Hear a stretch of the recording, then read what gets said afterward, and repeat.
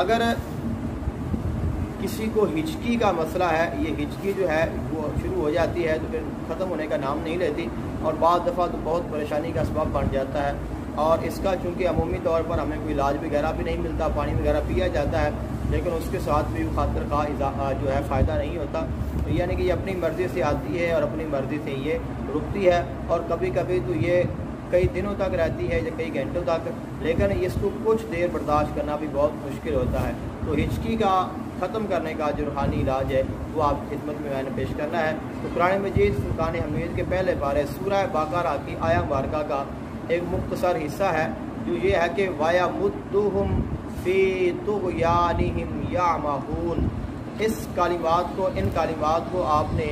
3 مرتبہ پڑھنا ہے، اور آپ نے پانی پر دم کر کے، اگر آپ کو ہے تو آپ پی لیں، اگر کسی کو ہے تو اس کو پلا دیں، اور پھر آپ نے دوسری مرتبہ پھر اس ایسے تھوڑی دیر ٹھہر کے آپ نے پھر وَيَمُدُّهُمْ فِي طُغْيَانِهِمْ يَعْمَهُونَ 3 مرتبہ ان کلمات کو پڑھنا ہے، پانی پر دم کرنا ہے اور پی لینا ہے، اور پھر تیسری، یعنی کہ یہ 3 مرتبہ